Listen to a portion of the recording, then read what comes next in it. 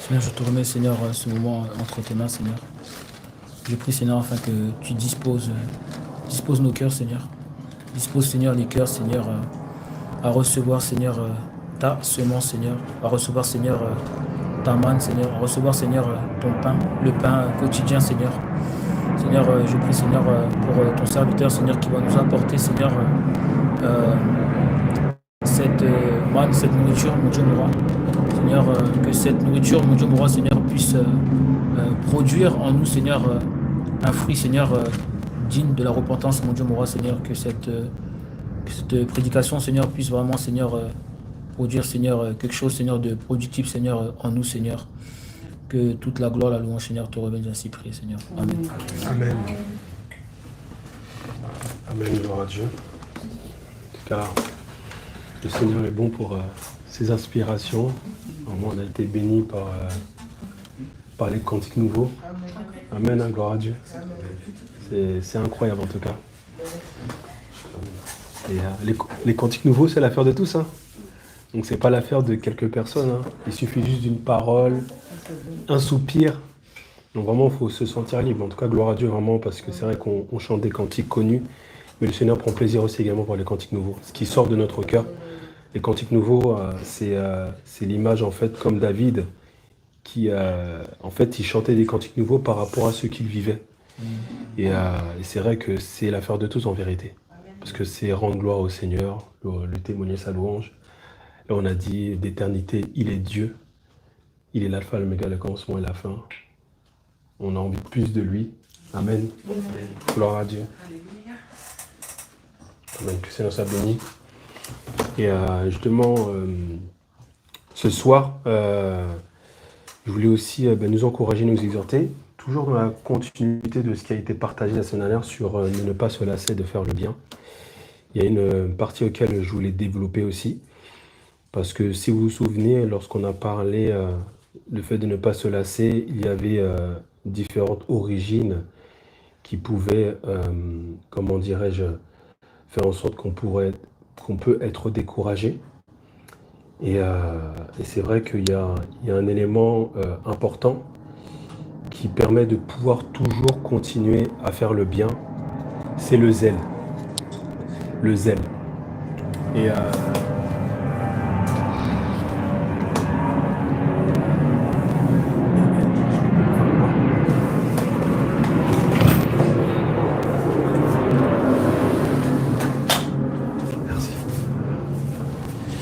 c'est le zèle. Et aujourd'hui, la question que j'aimerais nous poser, hein, moi le premier, c'est où es-tu ton zèle? Où est ton zèle? Autant pour moi. Où est ton zèle? C'est vrai que le zèle, vous savez, le zèle, c'est quelque chose de... On ne se rend pas compte, hein, mais c'est quelque chose qui est tellement primordial dans la marche, dans le Seigneur. C'est aussi également quelque chose auquel... en tant qu'enfant nouveau-né, qui est véritablement notre partage. Et c'est vrai qu'aujourd'hui, on s'aperçoit avec tout ce qui se passe, le zèle en fait peut manquer, soit par différentes choses. Et pourtant, le Seigneur en fait nous a donné cela. Et vous savez, le zèle, vous savez que le zèle c'est une arme spirituelle. Vous savez ça ou pas? Non? Ah si. C'est? Amen. Bon, on va prendre ce passage-là. Gloire à Dieu. Éphésiens chapitre 6. Éphésiens 6. Parce que c'est vrai qu'on oublie, hein, c'est une arme spirituelle. On peut prendre à partir du verset 10 jusqu'au verset 15. Au reste, fortifiez-vous dans le Seigneur et par sa force, toute puissance, revêtez-vous de toutes les armes de Dieu, afin de pouvoir tenir ferme contre les ruses du diable. Car nous n'avons pas à lutter contre la chair et le sang, mais contre les dominations, contre les autorités, contre les princes de ce monde de ténèbres, contre les esprits méchants dans les lieux célestes. C'est pourquoi prenez toutes les armes de Dieu, afin de pouvoir résister dans le mauvais jour et tenir ferme après avoir tout surmonté. Tenez donc ferme, ayez à vos reins la vérité pour ceinture, revêtez la cuirasse de justice, mettez pour chaussure à vos pieds le zèle que donne l'évangile de paix. Amen. Amen. Donc c'est un passage que je pense que la plupart connaissent. On connaît tout. Et c'est vrai que on ne s'en rend pas compte, mais le Seigneur, en fait, à travers l'apôtre Paul, c'est eu un ordre, en fait, de se revêtir. Et là, en fait, il parle des armes spirituelles. Là, il dit de s'armer de toutes sortes d'armes spirituelles. Et ce soir, je voudrais vous parler aussi également, après on aura l'occasion peut-être de détailler sur les différentes armes, mais celle qui est les chaussures, donc de mettre pour chaussure à vos pieds le zèle que donne l'évangile de paix. Et vous savez, est-ce que tu peux prendre aussi Tite, chapitre 2, pour voir l'importance du zèle aussi, parce que c'est le Seigneur en fait nous a revêtis en fait de ces armes-là.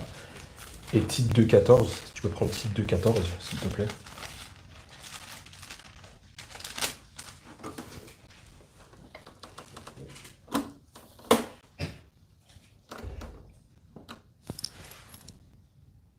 Attends, tu peux prendre à partir du verset 11 à 14.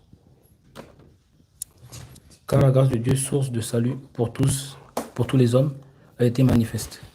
Elle nous enseigne à renoncer à la piété, au convoitise mondaine et à vivre dans le siècle présent selon la sagesse, la justice et la piété, en attendant la bienheureuse espérance et la manifestation de la gloire du grand Dieu et de notre Sauveur Jésus-Christ, qui s'est donné lui-même pour nous afin de nous racheter de toute iniquité et de se faire un peuple qui lui appartient, purifié par lui et zélé pour les bonnes œuvres. Amen. Donc le sacrifice à la croix que le Seigneur a fait, donc il nous a purifiés, mais également c'est lui qui nous a revêtus de ce zèle pour les bonnes œuvres. Et vraiment la question qu'on pourra se poser, vraiment, les bien-aimés, c'est de savoir est-ce qu'aujourd'hui j'ai toujours le zèle de l'évangile ? Est-ce que j'ai toujours envie de servir le Seigneur avec ce zèle ? Vous savez, le zèle, c'est un feu. Dans Jean chapitre 2, le Seigneur dira « Le zèle de ta maison me dévore ». Le zèle, c'est un feu. C'est quelque chose que nous devons entretenir. Oui, c'est vrai que... Et vous savez aussi, on en parlait avec le frère Jesse, l'une des choses aussi auxquelles qui montre quelqu'un qui est véritablement né de nouveau, c'est ce zèle.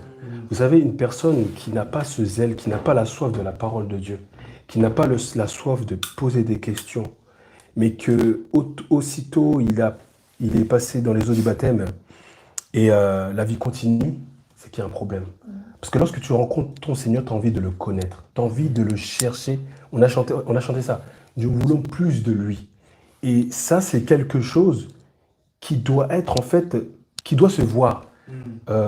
Justement, on en parlait, il y a la sœur Virginie justement qui me posait des questions, et c'est vrai que c'est ça, c'est-à-dire que le zèle te donne des questions, en fait te pousse à te poser des questions, et qui sont très édifiantes en vérité, parce qu'il y a des questions qu'elle m'a posées, et qui sont très édifiantes, qui sont vraiment, mais pourquoi ceci, cela, etc. En fait, tu cherches, mais si tu ne cherches pas le Seigneur, c'est qu'il y a un problème. C'est que le zèle n'est pas là. C'est peut-être qu'en fait, finalement, il y a un problème. Parce que en vérité, une personne qui est née de nouveau, bien entendu, il faut que ce zèle-là perdure. Mais l'un des signes, en vérité, si une personne vraiment est née de nouveau, elle doit avoir soif de la présence de Dieu. Elle doit avoir soif de la communion fraternelle.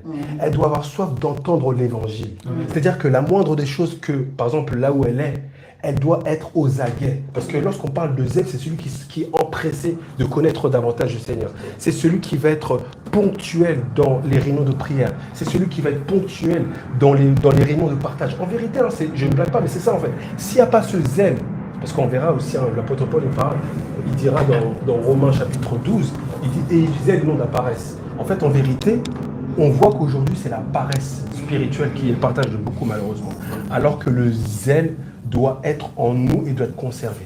Donc, si mon frère, ma soeur, ça fait 1 an, 2 ans que tu nais de nouveau et que tu n'as pas cette soif de la parole, pose-toi la question. Tu dois, en fait, vous savez, lorsque tu rencontres le Seigneur, tu peux faire des nuits blanches en lisant la parole de Dieu. Tu fais des nuits blanches en écoutant des prédications. Tu fais des nuits blanches en priant, en chantant le Seigneur. Parce que le Seigneur t'a racheté à un grand prix. En fait, l'Esprit de Dieu te convainc de péché, de jugement et de justice. Te dit que si le Seigneur n'était pas là, j'étais condamné. Donc en fait, l'Esprit de Dieu qui est en toi te dit non, je veux plus de toi, je veux te servir, Seigneur. Seigneur, franchement, je me rends compte, le zèle en fait te pousse à te dire, mais j'ai perdu tellement de temps dans ce monde. Tu te dis, mais Seigneur, comment? Et tu dis non, je veux rattraper, je veux racheter ce temps-là. En vérité, c'est ça le zèle. Mais si ce zèle n'y est pas, les bien-aimés, posons-nous la question. Le zèle doit, en fait, c'est quelque chose qui doit être en nous et qui doit être entretenu. Parce que, bien entendu, vous savez qu'on peut faire des années et la plus grande des difficultés en tant qu'enfant de Dieu, c'est d'entretenir cette flamme. C'est d'entretenir ce feu. C'est vrai que dès qu'on rencontre le Seigneur, les années passent, on est fougueux, on est là, on veut servir le Seigneur. Peut-être le zèle, on en parlera aussi, qu'il y a le zèle selon le Seigneur, le zèle avec l'intelligence. Et que du coup, on se souvient, ah, quand j'étais jeune, je faisais ça, je faisais des maraudes, etc. Mais qu'est-ce que tu fais aujourd'hui? Qu'est-ce que tu fais aujourd'hui? Ah, je fais des évangélisations. D'une manière ou d'une autre, en fait, il faut vraiment... Le zèle te pousse à ne pas rester sur tes acquis. Si tu restes sur tes acquis en restant que sur ton expérience passée, là, le feu va s'éteindre petit à petit. Amen. Et là, c'est ce qu'il dit, hein, les œuvres, le zèle, c'est par elle qui nous permet de pouvoir marcher dans les bonnes œuvres. Donc si tu n'as pas ce zèle, ce n'est pas les bonnes œuvres que tu as manifestées. Ce n'est pas le fruit selon le Seigneur. Ce sont des mauvaises œuvres, malheureusement. Et donc, si on revient dans Éphésiens chapitre 6, il dit, revêtez-vous. Il faut se revêtir. Revêtir du zèle. Parce qu'en vérité, le zèle, c'est au niveau des pieds, ce sont des chaussures. C'est elle qui nous permet de pouvoir marcher. Marcher de mieux en mieux, marcher de progrès en progrès. Mais avant de revêtir des chaussures de l'évangile, il faut aussi se déchausser. Il faut retirer le vieil homme. Il faut déchausser en fait les mauvaises pensées. Est-ce que tu peux prendre Exode 3? Exode 3. Parce qu'avant de revêtir des armes spirituelles, il faut se dévêtir de quelque chose. Parce que si tu ne peux pas revêtir de la puissance du Seigneur et garder en fait cette mauvaise nature. Dans Exode chapitre 3, frère, est-ce que tu peux lire à partir du verset 1? Moïse faisait paître le troupeau de Jéthro, son beau-père, sacrificateur de Madian, et il mena le troupeau derrière le désert et vint à la montagne de Dieu, à Horeb. L'ange de l'Éternel qui lui apparut dans une flamme de feu au milieu d'un buisson, Moïse regarda, et voici le buisson était tout en feu. Le buisson ne se consumait point. Moïse dit, je vais me détourner pour voir quelle est cette grande vision, et pourquoi le buisson ne se consume point. L'Éternel vit qu'il se détournait pour voir, et Dieu l'appela du milieu du buisson et dit, Moïse, Moïse. Il répondit, me voici. Dieu dit, n'approche pas d'ici, ôte tes souliers de tes pieds, car le lieu sur lequel tu te tiens est une terre sainte. Amen. Amen. N'approche pas d'ici, ôte tes souliers de tes pieds, car le lieu sur lequel tu te tiens est une terre sainte. Donc, lorsque tu veux revêtir des chaussures du zèle, il faut que tu retires tes souliers. Je ne sais pas si on se comprend. C'est-à-dire qu'en fait, il faut retirer cette mauvaise pensée, retirer en fait les a priori, retirer la chair en vérité. Il faut combattre la chair parce que si tu ne retires pas si tu veux te revêtir en fait des armes spirituelles, tout en gardant en fait ces habits charnels en vérité, donc ces chaussures Nike, Adidas, etc. Mais malheureusement, qu'est-ce qui va se passer, les bien-aimés? Parce que tu peux avoir du zèle. Effectivement, on peut avoir du zèle. Mais le problème, c'est un zèle qui peut être sans intelligence. Est-ce que tu peux prendre Romains chapitre 10? Romains 10, versets 1 à 2. Parce que lorsque tu veux faire les choses bien, amen, mais si tu ne prends pas les bonnes chaussures, les chaussures de l'Éternel, là, c'est un zèle sans intelligence qui va se manifester. Frère, le vœu de mon cœur et ma prière à Dieu pour eux, c'est qu'ils soient sauvés. Je leur rends le témoignage qu'ils ont du zèle pour Dieu, mais sans intelligence. Amen. Le zèle sans intelligence. Ça, c'est la première des choses qu'il faut faire attention. Romains, chapitre 10, verset 1 à 1 à 2, c'est ça? 1 à 3? 1 à 2. 1 à 2. Voilà. Donc, lorsque tu revêtis de tes chaussures, ben, en vérité, bien que tu aies de bonnes intentions, parce que effectivement, la difficulté dans les temps où on vit, c'est de garder en fait ce zèle pur, ce zèle de l'évangile pur qui apporte la paix, c'est de faire les choses par nos propres forces. Et donc, lorsque tu portes tes propres chaussures, peut-être de visu, ça va paraître quelque chose qui va être louable, mais en fait, c'est un zèle qui va être sans intelligence.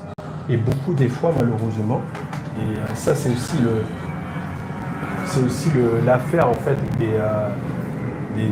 malheureusement aussi des fois des personnes qui sont de nouveau dans 1 Timothée chapitre 3, il parlera disant que l'évêque, il ne faut pas qu'il soit un nouveau converti, de peur d'être enflé d'orgueil. C'est-à-dire que lorsque tu as ce zèle-là, le zèle, en fait, c'est un feu qui doit s'entretenir, qui doit être... En fait, il faut l'entretenir. Il ne faut pas aller vite et il faut surtout être conduit par l'esprit. Parce que là, l'apôtre Paul lui-même a fait l'expérience, qui disait que lui-même, il était zélé en persécutant l'Église, en pensant que lui-même, en fait, faisait les choses bien, alors que les choses n'étaient pas forcément bien. Donc, il est important que déjà, de se poser la question, Seigneur, je veux être zélé. Seigneur, les choses que je manifeste, est-ce que ce sont des œuvres auxquelles tu prends plaisir? Et si tu ne prends pas plaisir, peut-être que c'est lié à ton zèle qui est un zèle sans intelligence. Il faut avoir un zèle avec le discernement, parce que vous savez, même parfois, il y a des choses auxquelles on peut faire face, des situations où le Seigneur va te donner en fait un discernement, comment dirais-je, comme à la manière de Salomon, où qui devait trancher en fait entre les deux femmes qui avaient l'enfant, et que le Seigneur lui a communiqué cette sagesse, parce que, bien entendu, le zèle avec l'intelligence, c'est le zèle avec la sagesse du Seigneur, qui te permet de pouvoir discerner, et ne pas aller à tout va couper des oreilles au nom de l'évangile, entre guillemets. Parce que ça, malheureusement, ce zèle-là a tendance à pouvoir casser, à pouvoir détruire malheureusement autour de soi. Et ça, c'est important de discerner. Et même ce zèle-là, qui est sans intelligence, en vérité, c'est un zèle amer. Et ce zèle amer, en fait, peut apporter aussi un esprit de dispute, un esprit de parti. Parce qu'on va vouloir avoir raison, on va vouloir faire les choses selon notre propre force. Et c'est pour ça que c'est important de discerner cela. Est-ce que tu peux prendre Jacques chapitre 3, qui parle aussi également du zèle amer?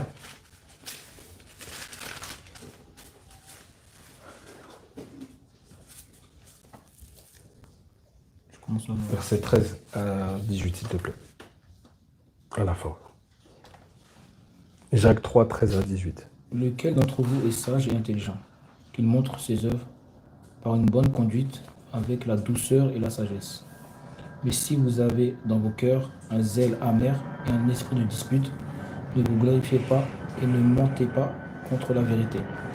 Cette sagesse n'est point celle qui vient d'en haut, mais elle est terrestre, charnelle, diabolique.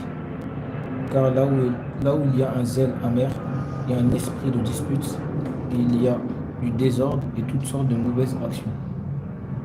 La sagesse d'en haut est premièrement pure, ensuite pacifique, modérée, conciliante, pleine de miséricorde et de bons fruits. Exemple de duplicité. Exempte de duplicité, d'hypocrisie, le fruit de la justice est semé dans la paix par ceux qui cherchent la paix. Amen. Donc là, l'apôtre Jacques nous parle de deux zèles, donc le zèle avec l'intelligence. Ce zèle, en fait, en vérité, lorsqu'on parle de feu, c'est pas forcément aussi une démonstration de montrer, t'es là, là. En fait, c'est un parfum que tu manifestes. T'as pas besoin de t'agiter, t'as pas besoin de casser les chaises. C'est simple, c'est tranquille. En fait, c'est un parfum. Et c'est ce qu'il dit, hein. Lequel d'entre vous est sage et intelligent, qu'il montre ses œuvres par une bonne conduite avec douceur, de la sagesse. Donc ça, lorsque tu manifestes ce zèle, c'est la douceur. En fait, en vérité, le zèle, en fait, va te faire manifester les vertus du fruit de l'esprit. Mais il dit, mais si vous avez dans votre cœur un zèle amer et un esprit de dispute, ne vous glorifiez pas et ne mentez pas contre la vérité. Donc le zèle amer, c'est le zèle, en fait, auquel tu vas vouloir faire les choses pour Dieu, mais ton propre intérêt, pour pouvoir, en fait, comme la vengeance. Par exemple, tu as de l'amertume à l'égard d'une personne, tu vas manifester un zèle pour pouvoir lui couper les oreilles, bien que, on va dire que ça a l'apparence de la vérité, mais en vérité, c'est un zèle amer. Et beaucoup, malheureusement, dans les assemblées, vont créer, en fait, le désordre dans les assemblées par un esprit, par un zèle qui est amer. Et c'est ce qu'il dit, hein. Il dit, car là où il y a un zèle amer, et un esprit de dispute. Donc les deux vont de pair. Il y a du désordre et toutes sortes de mauvaises actions. Donc lorsque tu es animé d'un zèle amer, c'est le désordre. C'est le désordre. Donc en fait, là où tu dois apporter, parce que c'est ce qu'il dit, hein, il dit que revêtez-vous des chaussures du zèle de l'évangile qui apporte la paix. Donc en fait, le zèle doit apporter la paix. La paix, c'est la tranquillité. C'est la tranquillité. Ton zèle doit apporter une paix, doit apporter une sérénité. Mais là où, dès que la personne, elle vient, tu ressens une atmosphère, là, il y a un zèle amer. Il faut se poser la question, les bien-aimés. Là où on voit la dispute, des mots, des choses dont les gens ils vont commencer à vouloir... Va vouloir vraiment être dans la dispute des mots, dans des choses qui ne sont pas utiles, vont ramener en fait. On voit beaucoup malheureusement aussi l'esprit de parti, l'esprit en fait où on est là, ah toi tu es ma copine, toi tu me baisses, tu m'abaisses. En fait on va créer des clans, mais oui, mais non, mais on est là en communion ensemble. Non, c'est un zèle amer. Arrête de mentir. Des fois on est là sous le prétexte de oui, mais je m'entends bien avec elle, ça fait longtemps qu'on est ensemble. Qu'est-ce que ça manifeste? Quel est le fruit? Est-ce que c'est des bonnes œuvres ou des mauvaises œuvres? Si c'est des mauvaises œuvres, c'est un zèle amer. Ce n'est pas un zèle avec intelligence. Et il faut se poser la question des bien-aimés. Parce que le zèle avec l'intelligence, c'est pour les bonnes œuvres, non pas pour les mauvaises œuvres. Il dit que la sagesse d'en haut, peut dire aussi également le zèle avec intelligence, d'en haut, qui est modérée, pure, ensuite pacifique, modérée, conciliante, pleine de miséricorde, de bons fruits, exempte de duplicité, d'hypocrisie. Waouh! Donc lorsque tu as, c'est l'inverse, lorsque c'est l'hypocrisie, c'est la duplicité, toutes ces choses-là, c'est le zèle amer, les bien-aimés. Il faut se poser des questions. Il faut se poser la question, les bien-aimés. C'est pour ça qu'il faut se dire, mais Seigneur, est-ce que j'ai encore du zèle pour toi? Le zèle, c'est à la fois, tu n'as plus ce zèle parce que tu n'as pas envie de faire les choses pour le Seigneur, mais aussi un zèle, ce n'est pas le zèle du Seigneur, mais c'est le zèle amer. Mais tu fais les choses, mais ce que tu fais, c'est la manifestation des mauvais fruits.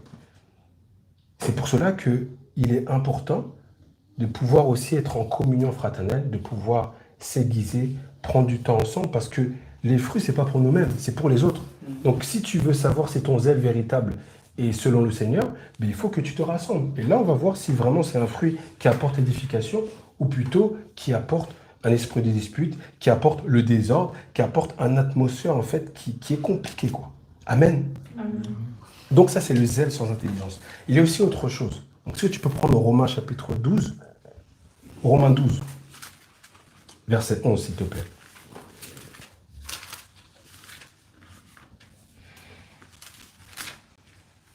Romains 12, 11. Ayez du zèle et non de la paresse. Soyez fervents d'esprit, servez le Seigneur. Amen. Ayez du zèle. Encore une fois, c'est un ordre. Donc là, le zèle que tu as eu hier, avant tes premières années de conversion, il faut que ce zèle-là demeure. Amen. Même plus, exactement. C'est-à-dire que le feu doit grandir. Et il dit, soyez fervents, soyez bouillants pour le Seigneur. Il faut être constamment bouillant, même si c'est vrai que ce n'est pas évident. Il y a des choses qui peuvent se passer, des blessures, le frère nous a parlé des blessures de l'âme, etc., toutes ces choses comme ça. Amen. mais le Seigneur veut te raviver ta flamme. Il ne faut pas que tu restes là. Oh, non, il ne faut pas que tu restes là. Il faut que tu sois zélé pour le Seigneur. Et le plus grand défaut, comment dirais-je, le fléau du zèle aussi, c'est la paresse. Ô combien sont paresseux. La flemme de lire, la flemme de me rassembler, la flemme de tout. Paresseux. C'est terrible, les bien-aimés. On est dans une société qui nous enseigne la paresse. C'est-à-dire que tout est facile, tout est accessible. Tu ne veux pas faire à manger, Uber Eats. Abonné Uber Eats. 5 étoiles, tu es là, tu as même des promotions. C'est pas normal, les bien-aimés. Celui qui est zélé, c'est celui qui a le goût de l'effort. Et surtout, dans tous les bien-aimés. Je ne dis pas qu'on ne peut pas des fois, de temps en temps, ça nous fait du bien. Mais si c'est un style de vie, c'est pas normal. Parce que, Hérissa, lorsque tu vas te marier, qu'en est-il? Amen. Amen. C'est une question. Comme toi, comme n'importe quelle personne. Amen. C'est moi que j'ai. Amen. Il faut exercer. Il exerce même au combat. Il y a un verset qui parle de ça. Il faut s'exercer. Pendant que tu es célibataire ou même que tu es marié, il faut que tu sois zélé pour les bonnes œuvres. Les bonnes œuvres, c'est dans ces choses-là aussi également. Mais la paresse qui est là, non, franchement, les bien-aimés, c'est terrible. Parce que la paresse, en fait, c'est un poison qui est doux. Mais c'est un poison. C'est doux d'être paresseux, on se sent bien, notre chair, elle est compte. Tu es là, là, on est là, il est quelle heure? Il est 22h39. La paresse voudrait te dire, mais tu peux être tranquille dans ton lit, tu avais un resto, il y avait l'Euro 2024, toutes ces choses comme ça. Là, le zèle qui te dit, non, il faut que tu aies la soif du Seigneur, la soif de la parole de Dieu. La paresse te dit, non, tu liras plus tard. La procrastination. On va procrastiner, et finalement, on ne va jamais faire les choses. Là où le Seigneur là où ce zèle t'a donné, je prends cet engagement. Je prends cet engagement. Franchement, merci Nelvina. Franchement, j'apprends la guitare. Aujourd'hui, il y a qui? Où est ton zèle? Mais oui! Mais oui! C'est pour ça qu'il faut avoir le zèle avec l'intelligence. Parce que si tu as un zèle sans intelligence, tu vas prendre des engagements que tu ne vas pas tenir. Et là, je ne dis pas une abomination devant le Seigneur, mais ça, c'est tu es contre le Seigneur. Il dit, ne te précipite pas de dire plein de choses et qu'après, tu réfléchis, après avoir finalement que, voilà quoi, tu ne vas pas prendre en compte. C'est compliqué. On va dire, oui, voilà. Combien de personnes sont dans les cours de piano? Combien? C'est incroyable. Le zèle. Oui, moi. Dès qu'on voit, aparté, franchement, on est ligne. Il y a combien de personnes dans le groupe? Et on voit 28 personnes. Et ils sont où? C'est un exemple, bien aimé. C'est un exemple. C'est un exemple. Où est ton zèle? Tous les jeudis, tu étais là, dans la prière. Tu étais ponctuel. Et là, on ne te voit pas abonné absent. Abonné absent. Je ne dis pas, des fois, on peut avoir des choses. Mais lorsque c'est un style, en fait, la paresse va te faire te dire, tu n'as pas besoin de cela. Tu n'as pas besoin. Pourtant, vous savez, il y a des choses, on a pris, jeudi dernier, on a parlé sur ça, le fait de prendre conscience de la grâce que Dieu nous fait, d'avoir toutes ces choses-là. Des fois, on est là, la paresse te fait négliger, te met dans la négligence des choses, des prédications, de toutes ces choses-là, je n'ai pas besoin, ou j'aurai le temps. Mais est-ce que tu sais que peut-être demain, le Seigneur va reprendre ton souffle de vie? Combien de personnes? Vous savez, on en a parlé aussi jeudi, ça m'a vraiment marqué, une petite fille de 6 ans, ça me fait penser à mon fils Mathéo, qui s'entraînait et qui a été prise d'un malaise et hop, elle est morte. Rien du tout, elle est morte. Et donc, tu te dis, mais Seigneur, tu peux reprendre le souffle de vie à n'importe quel moment. Mais ce que je veux aujourd'hui, je veux être zélé, je veux racheter le temps. Je veux vivre comme si c'est le dernier. C'est ça, lorsque tu as le zèle, tu vis chaque jour comme si c'est le dernier. Mais si tu vis comme si tu auras le temps, ne t'inquiète pas, tu verras ce qui va t'attendre. Il faut que tu aies du zèle et non de la paresse. La paresse, c'est un poison, les bien-aimés, je vous assure. La paresse, lorsqu'elle te prend, elle t'environne comme ça. Il faut que tu dises au nom de Jésus. Parce que la paresse, en fait, on ressent comment dirais-je, comment dirais-je, on ressent en fait la chose lorsqu'elle apparaît. Et là, c'est comme lorsque on va vouloir reprendre une activité physique, tu es zélé, tu apprends tu t'es inscrit à la salle, mais t'es où? Donation, exactement. Le coach il dit merci, hein, franchement merci pour les dons. Ne te vois jamais. Ben oui. Donc le zèle intelligent se dira non, je ne vais pas faire les choses, je ne vais pas m'inscrire, je vais calculer la dépense, petit à petit. Mais pas aller là, vite en besogne. Et ça, on fait beaucoup d'engagement dans différentes choses en vérité. On fait des choses, mais après on ne les accomplit pas, parce que c'est la paresse. Tu es là, tu dis, ah, je vais lire ce livre-là. La Bible est toujours là avec les araignées. Tu dis, ah, franchement, je suis zélé. En plus, c'est un zèle, c'est en fait ce zèle qui est sans intelligence, c'est un zèle sensationnel en fait. C'est un zèle en fait, comme à la manière en fait où dans Matthieu 13 on verra aussi, parce que la paresse, il parlera des ronces. Tu as un goût, tu es là, tu sors de la communion, tu es là, j'ai envie de te servir, etc. Tu arrives chez toi, tu as la flemme. La paresse. Parce qu'il y a une chose qui s'est passée, tu as entendu une parole, une réflexion, tu es là, tu es démoralisé. Alors que le zèle, lorsqu'il te dévore au-dedans de toi, quels que soient les traits de l'ennemi, tu continues. Amen. C'est pour cela qu'il dit revêtez des armes spirituelles. Parce qu'on est en guerre spirituelle, bien aimé. C'est pas une blague. Lorsqu'on dit que armez-vous des armes spirituelles. Il y en a qui sont là, mais ils disent Seigneur, j'ai pas besoin de ça, franchement, tranquille. Je veux pouvoir battre facilement comme ça, franchement, non. Tu vas rien battre du tout. La paresse, elle est tellement puissante. Et vous savez, dans, on va lire quelques passages dans Proverbes, il parle énormément de la paresse. Même des fois plus que la sagesse. Parce que pour vous dire que la paresse, c'est tellement l'antagoniste en fait, du zèle. Et surtout, des fois, on est zélé pour les choses de ce monde. C'est ça qui est incroyable. Amen, amen. On est là, on peut réserver, on peut être zélé pour voir le dernier film de ça, mais par contre, lorsqu'il s'agit des choses du Seigneur, franchement, on flemme, quoi. Lorsqu'il s'agit de vouloir prendre du temps, être dans la communion fraternelle, faire les bonnes œuvres en vérité, de se dire, le Seigneur te met à cœur, de dire, vas-y, va visiter ce voisin, va lui témoigner, comme tu aurais fait le premier jour. Va lui témoigner l'amour, va lui proposer un plat. Parce qu'en fait, témoigner le Seigneur, c'est pas forcément que parler. Des fois, se dire bonjour, comment allez-vous? Est-ce que vous allez bien? Là, tu te revêts de ces chaussures qui annoncent la bonne nouvelle. Parce que c'est ça le but. La bonne nouvelle, c'est pour apporter. La bonne nouvelle, c'est celle qui te donne la paix. Là où on est dans un monde de désespoir, la bonne nouvelle te dira il y a un espoir qui est au ciel. Mais la paresse, les bien-aimés, c'est un poison. Est-ce que tu peux prendre Proverbe 13? Proverbe 13, verset 4. Ayez du zèle et non de la paresse. C'est un ordre. Hein. Donc ceux qui aiment bien la paresse, on est tous concernés. Hein. Mais par contre, si tu es armé, t'inquiète pas que la paresse va être chassée au nom de Jésus. Proverbe 13, 4, s'il te plaît. L'âme du paresseux a des désirs qu'il ne peut satisfaire.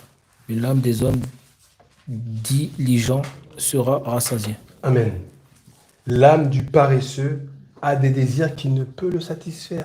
Donc c'est-à-dire que la paresse, c'est la chair, et la chair ne sera jamais satisfaite. Proverbe 13, 4. Proverbe 13, verset 4. Elle a des désirs. Tu es paresseux, tu as des désirs, mais ces choses-là, en fait, vont te ramener comme à la manière, en fait, le puits de Jacob. C'est-à-dire que tu es là, tu as toujours soif. Tu as toujours envie, mais pas dans le bon sens, parce que cette soif ne va pas étancher, cette eau-là ne va pas étancher ta soif. Tu vas toujours vouloir plus, mais en fait, tes désirs vont toujours s'accroître. Et tu vas être autant paresseux. Autant paresseux. Vous savez, lorsqu'on reste... Vous savez, je crois que dans les études, ils disent qu'il suffit de 7-8 heures de sommeil. Mais le corps veut tout le temps dormir. Des fois, vous savez, vous assure, des fois... Moi, franchement, j'expérimente. Franchement, c'est incroyable. C'est vraiment un combat spirituel. Hein. Même le jeudi. Des fois, je me pose la question. Je dis, comment ça se fait? Le jeudi, des fois, il arrive, lorsque je fais une activité spirituelle, mais le jeudi particulièrement, il y a une fatigue qui vient, tu ne comprends pas. Et tu es là, tu te dis, bon, non, franchement. Il y a Rimé qui est là, bon, c'est bon. Il y a Scotty qui est là, il y a un tel qui est là, c'est bon. Là, c'est la paresse qui te dit, qui te tient. Mais lorsque tu dis non, je dis pas que des fois tu peux ne pas te reposer, des fois tu peux te reposer. Parce que le zèle intelligent, c'est aussi prendre en considération ton corps. Parce que aussi, c'est pas à tout va, parce que vous savez, le Seigneur aussi a dit à ses disciples, reposez-vous. Donc il a demandé aussi le repos. Le repos fait partie aussi. Parce que lorsque tu as un zèle amer, ben, effectivement, tu vas te fatiguer. Tu vas vouloir être aussi, bon, il y a aussi le revers de la médaille, d'être activiste, mais au final, c'est un zèle amer. Et là, tu te fatigues bien comme il faut. Mais lorsque tu es dans la paresse, tu n'as pas envie. Mais dès que tu as ces chaussures, si tu as la paresse, tu dis non, je prends mes sandales. Et là, tu ressens, moi c'est comme ça que je ressens une force, c'est comme un feu, et t'es comme si tu pouvais parler, prier jusqu'à minuit, 1h du matin, 2h du matin. Je sais pas pour vous. Ah, je sais pas pour vous. Ça dépend. Ah, la fatigue. Hey, vous vous rendez pas compte? Attends, j'ai oublié l'étude qui dit le nombre.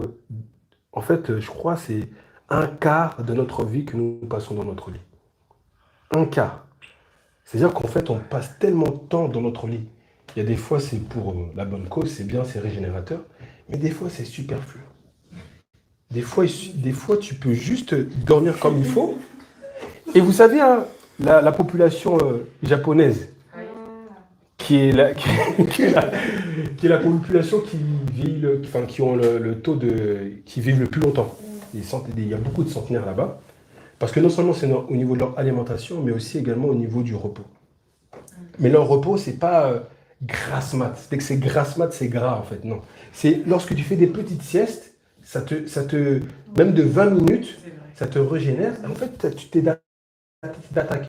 Vous savez pas, même aussi certaines entreprises proposent de faire des petites siestes pour être aussi productif en fait au travail. Surtout les startups, etc. Et c'est important. Donc c'est pour ça le zèle avec l'intelligence te demande aussi de te reposer. Amen. Ah non, mon scol. Des fois, tu es là, même si tu as cet amour de donner, de faire à manger, il y a Nabila qui va faire à manger. Amen. Amen. Il y a Erixia qui va faire à manger. Il y a Erixia. Moi, je ne sais pas faire le pont. Non, mais après, si ton corps...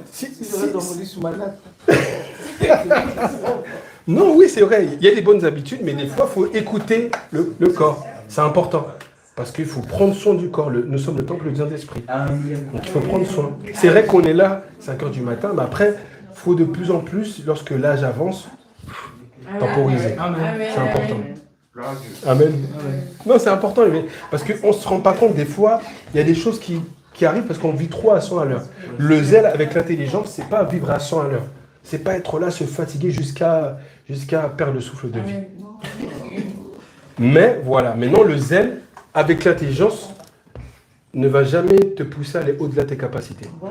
Voilà, si tu as les capacités de, gloire à Dieu. Mais en tout cas, ton évangile de 5h du matin, il faut aussi l'enseigner à certaines personnes aussi. Non, c'est important. Parce que vous savez, l'avenir appartient à ceux qui se lèvent tôt, comme on dit. Je fais que ça. Amen. Je fais que ça. Non, parce que se lever tôt le matin, des fois, ça fait du bien. Je vous assure. Est-ce que tu veux prendre Proverbe 10 ? Proverbe 19, verset 15. 19, 15.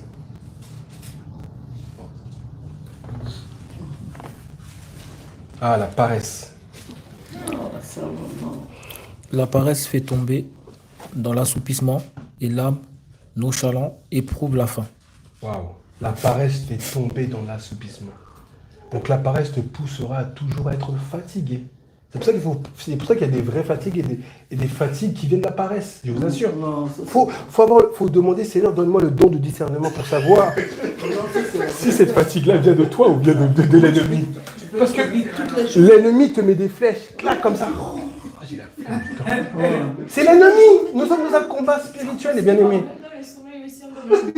Mais bien sûr. C'est le sommet spirituel. Là, c'est ce qui était la parole. Là. Tu ne peux pas rester au lit toute la journée. Non, c'est pas possible. Comment vous y arrivez? Non, mais c'est pas possible. Non, c'est pas normal. Oui, malade. Non, normal. Il a fait.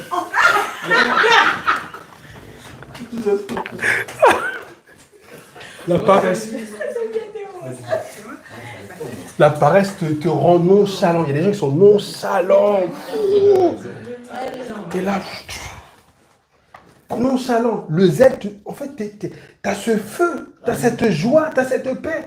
Mais des fois, c'est la nonchalance. Et ça, c'est un signe de la paresse. Dès que t'es trop nonchalant comme ça va. Non. Ça, c'est la paresse aussi. Le Seigneur, il dit, soyez toujours joyeux. La personne, toujours un visage triste, un visage fermé. Un visage, je ne comprends pas. Il est sorti de Guantanamo ou pas? Je ne sais pas, je ne comprends pas. Non. Le zèle de l'évangile, t'apporte cette paix, cette joie. Tu es content, tu veux annoncer, tu veux témoigner, tu veux lire, tu veux manger. Amen. Mais la paresse te fera nonchalant. T'assoupir. Tu vas être fatigué. Et c'est ça qui est terrible, bien aimé. Un autre passage encore sur la paresse. Proverbe 26. Proverbe parle beaucoup de cela. Proverbe 26, verset 15, et après le verset 16 aussi. 26. Proverbe 26, 15 et 16. Le paresseux plonge sa main dans le plat.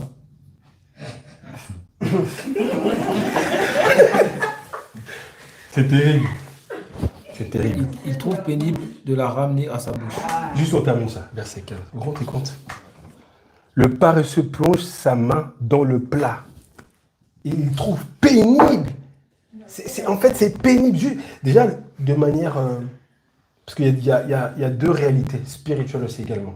Mais physiquement parlant, on a parlé de Uber Eats. Ne serait-ce que préparer, c'est pénible. Tu sais, ta tête te dit, j'ai la flemme. Paresseux, paresseuse. Je vous assure, les bien-aimés. Tu es là. Tu plonges ta main, même ta main, t'as pas de force. La flemme. Incroyable. Maman Scott, donne-moi à manger. T'as la flemme. Même comme ça, tu peux pas. Il trouve pénible de la ramener dans sa bouche. C'est chaud quand même. La paresse. Il faut tout faire pour toi. Gloire à Dieu. Il faut tout faire pour toi. Ta main. Et c'est même, c'est également, il y a une réalité spirituelle. Parce que lorsqu'on parle de la nourriture, l'homme ne vivra pas de pain seulement, mais toutes paroles qui sont dans la bouche de Dieu. Donc les gens sont paresseux dans ton parole. On veut, Jessie, dis-moi ça, mais toi, qu'est-ce que tu as cherché? Il faut aussi apprendre à pêcher, qu'on ne donne pas simplement le poisson. Paresseux. Des fois, il y a des questions qui sont bien, parce qu'il y a des questions qui ramènent à l'édification, à la construction, mais il y a des questions quand même, juste le contexte. Des fois, c'est juste simple. Franchement, je vous assure, hein, parce que c'est la paresse. Google, mon ami. Des fois, on est là, on veut, on n'a pas envie. Lorsque même, je vous assure, hein, prenez le temps, lorsque vous cherchez quelque chose dans la parole de Dieu, même s'il y a une chose spécifique, prenez le temps des fois de lire le passage, lire le contexte. Et ça doit apporter cette soif. Ça va vous apporter en fait cette soif de connaître le Seigneur. Mais là, on est dans une génération, c'est la paresse. Même la main pour ramener dans la bouche, c'est compliqué. Il faut vraiment se poser la question. Elle est déjà faite. Non. Des fois, on peut rendre service. Amen. On peut rendre service. Mais des fois, toi-même, il faut que tu... Voilà quoi. Moi, je suis là, je suis un homme marié. Je ne vais pas attendre mon épouse à 20h50 qui arrive. Marie, alors à manger. Il faut que moi-même, je prépare. En vérité, c'est ça aussi. Amen. Amen. Après, Marie, des fois, elle prépare aussi. Donc, gloire à Dieu aussi. Mais le paresseux ne doit pas rester là. En fait, celui qui a le zèle de l'évangile ne doit pas être là, croiser les bras, attendre que la nourriture vienne dans sa bouche. Il faut que tu aies l'amour aussi de la parole. N'attends pas de... Il faut que toi-même tu cherches. Lorsque nous prenons du temps dans les prédications, etc., toi, plonge tes yeux dans la prédication, va plus loin. C'est ça le zèle qui te pousse. Si tu ne vas pas plus loin, c'est qu'il y a un manque de zèle, en vérité. Tu ne dois pas t'attendre à ce qui est simplement dit. Tu dois aller plus loin. Seigneur, qu'est-ce que tu veux me communiquer dans ma vie par rapport à cela? Dès que tu lis ce passage-là, tu dis, oh, je ne savais pas, Proverbe 26, ça va te pousser à lire tous les proverbes. C'est ça, en fait. Le zèle te pousse à lire, te pousse à dévorer la parole.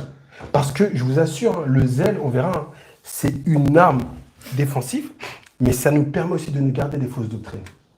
De nous garder des vents, vous verrez, par rapport à ça. Parce que lorsque Jésus parlera que le zèle de la maison me dévore, on verra le contexte pourquoi il dit ça. Donc si tu n'as pas ce zèle-là, non seulement tu es paresseux, mais en plus tu acceptes tout.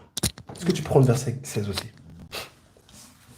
Le paresseux se croit plus sage que cet homme qui répond avec bon sens. Voilà, c'est ça qui est incroyable.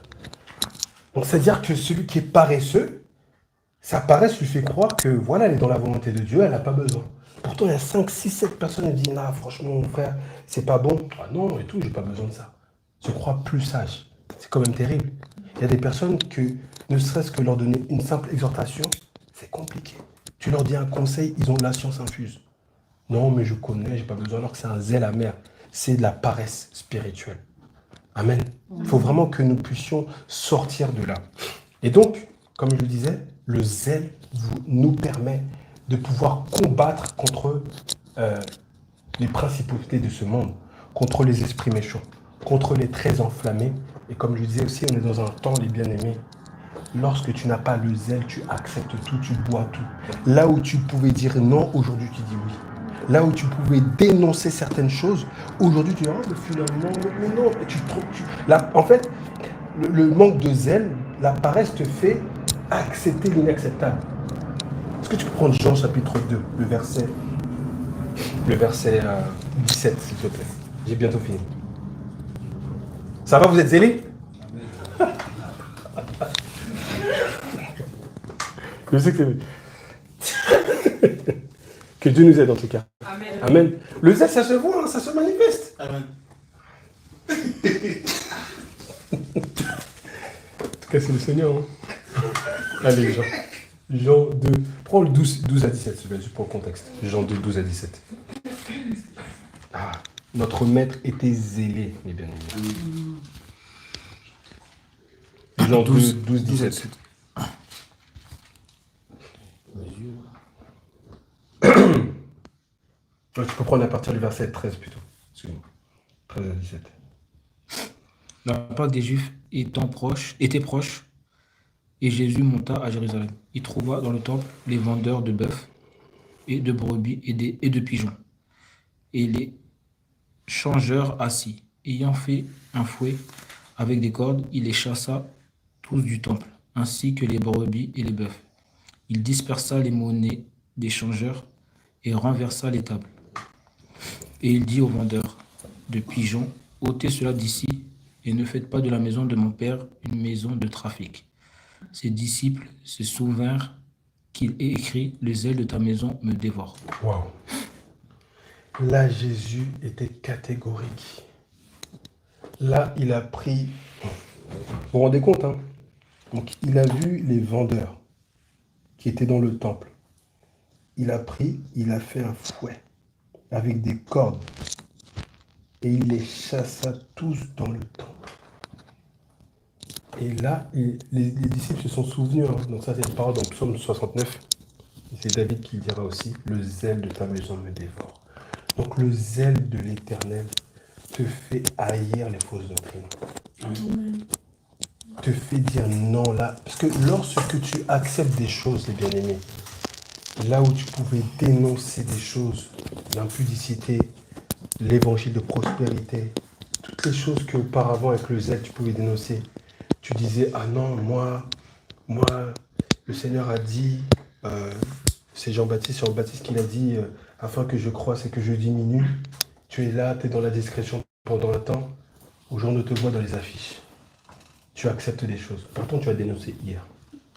Le zèle de ma maison me dévore. Il faut que ce zèle, en nous, ce feu, nous dévore. Jésus ne pouvait pas accepter cela. Il ne pouvait pas accepter qu'il y ait des vendeurs dans le temple. Et aujourd'hui, on voit des vendeurs aujourd'hui. Là où on doit prêcher la gratuité de l'évangile, en exemple, là, les gens font de la prospérité, font du marchandage au niveau de l'évangile. C'est terrible, les bien-aimés. Le zèle. Lorsqu'il n'y a pas de zèle, tu commences à embrasser les fausses doctrines. Tu commences à embrasser les choses mielleuses. Et tu vas te diriger vers ce qui caresse les oreilles. Et tu vas vouloir te diriger vers les choses qui vont dans le sens de ta chair et non ce qui va tailler ta chair. C'est ça qui est terrible, bien aimé. Il faut que ce zèle-là soit entretenu. Et même aussi, Élie le dira aussi, il parla du zèle de l'Éternel, en fait, qu'il a poussé justement à pouvoir combattre en fait les faux prophètes. Où en es-tu? est-ce que j'ai toujours ce zèle? Est-ce que j'ai toujours ce feu? Posons-nous la question. Seigneur, c'est vrai qu'il y a un temps, j'avais ce feu. Mais aujourd'hui, ce feu n'a plus la même intensité. Aujourd'hui, je pouvais faire des kilomètres.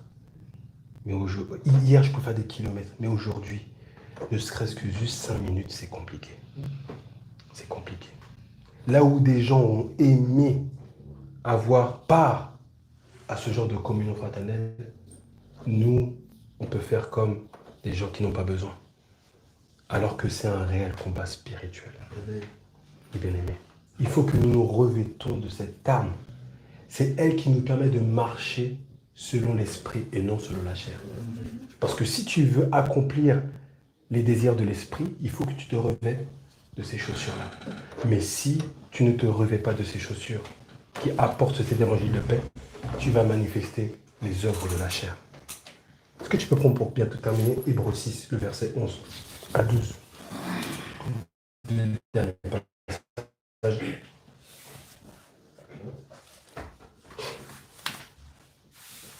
Hébreux 6, 11 à 12.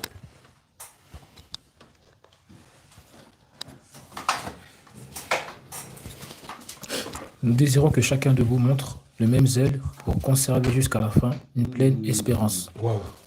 en sorte que vous ne vous relâchez point et que vous imitez ce qui est, par la foi et la persévérance, héritant Mess. Amen. Donc on doit avoir le même zèle, les bien-aimés. Nous désirons que chacun de vous montre le même zèle. Donc le zèle qui en est Vina, je dois aussi l'avoir aussi moi. On ne doit pas dire, ah mais non, elle est zélée. Non, toi aussi tu as ce zèle, parce que tu aimes le Seigneur. C'est pas que, ah maman Score, les gars, dès qu'elle chante, elle se lève tout le temps, elle est zélée. Non, toi aussi tu dois te lever pour chanter pour le roi des rois. Parce que tu aimes le Seigneur. Et il dit que chacun de vous montre le même zèle pour conserver jusqu'à la fin. Donc ce feu doit être conservé. Il ne doit pas se perdre. Parce que si tu perds ce zèle, bien aimé, c'est compliqué ce qui peut t'arriver. Si tu perds ce zèle, si tu perds cet amour pour le Seigneur, c'est compliqué. Plutôt dans la paresse. Dans la paresse et voire pire. Parce que la paresse, en fait, t'en ramène loin et tu peux faire un naufrage dans la foi. Parce que, encore une fois, le paresseux se croit plus sage. Donc en fait, au final, tu continues, tu attristes le Saint-Esprit. Et là, en fait, les choses peuvent être beaucoup plus compliquées. Parce que il dit dans Éphésiens 6, armez-vous de toutes les armes. Il y a d'autres armes, mais cette arme ne doit pas être négligée. C'est pas, je les ai portées hier, j'ai plus besoin de les porter. Non, ces chaussures-là, tu dois les avoir H24. Et si tu les as retirées, il faut que tu les reprennes. Il ne faut pas que tu prennes d'autres chaussures. Même si que peut-être devant les gens, on va dire, mais ces chaussures-là, c'est quoi? C'est bon, il y a les soldes, tu peux acheter d'autres choses. Quoi. Non, tu les gardes. Même si peut-être devant les autres, ça va paraître démodé, mais dans le Seigneur, tu es toujours à la mode. Parce que ce feu-là est toujours avec toi. Je ne sais pas si on se comprend, les amis. Le monde de la consommation nous pousse à acheter. Non, reste avec ces chaussures-là. Ils sont indémodables. Les chaussures du zèle de l'évangile. Indémodables. Et en plus, elles sont gratuites. C'est incroyable quand même. Elles sont gratuites. Un Scotty. Ça ne s'achète pas à Foot Locker. Hein. C'est gratuit. Tu n'as pas besoin de faire moins 30%. Le Seigneur a acheté tout pour toi. Amen. Il a dit, revêtez-vous parce qu'il a acheté pour nous. Il nous a racheté à un grand prix. Donc il faut qu'on considère, Seigneur, tu m'as donné ces armes. Waouh. Par ton sang, tu m'as donné ces armes. Je veux les revêtir et les garder et le conserver. Il dit jusqu'à la fin, en pleine espérance, en sorte que vous ne vous relâchiez point et que vous imitiez ceux qui, par la foi et la persévérance, héritent tes promesses. Donc si tu veux hériter de ces promesses, garde ce zèle.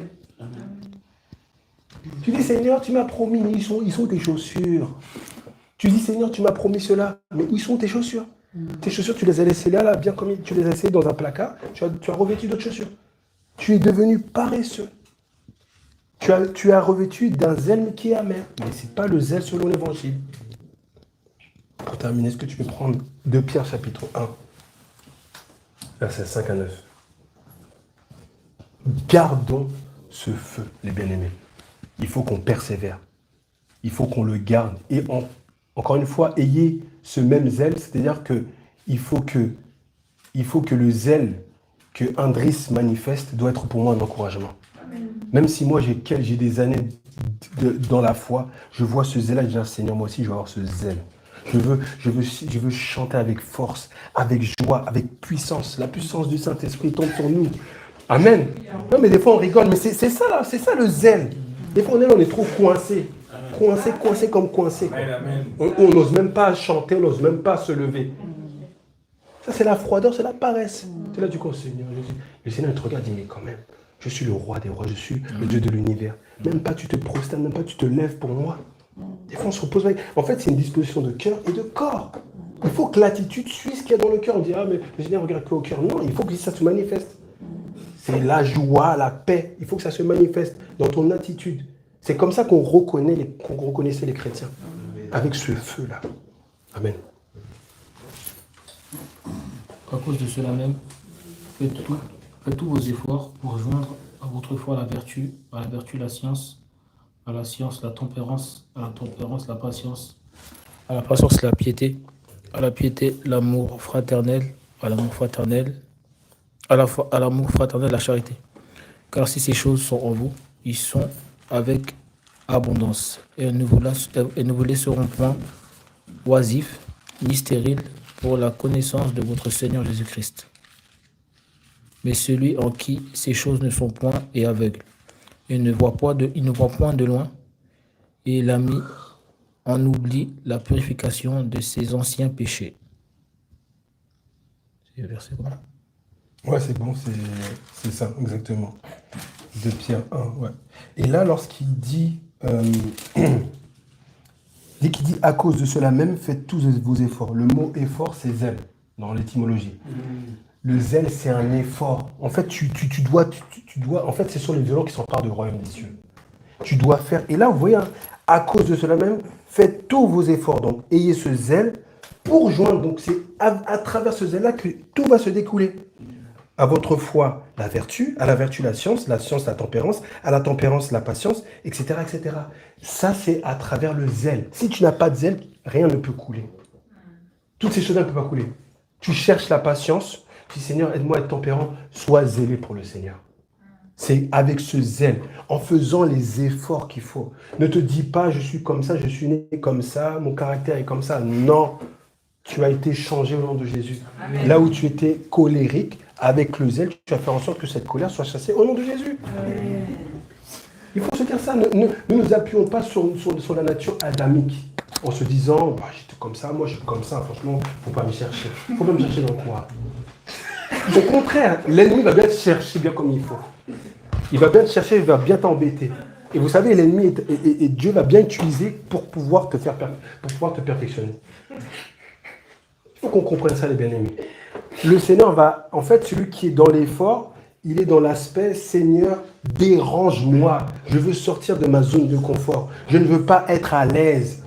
Je suis dans la communion, je vois un caractère acariâtre. Gloire à Dieu, ça va m'aider à grandir dans la patience, dans la miséricorde. Mais si je suis là, je vais être dans une communion fraternelle où tout le monde me ressemble. À quoi bon? Tout le monde est... Non, cette diversité va apporter cette richesse spirituelle. Amen. Il faut que nous joignions nos efforts.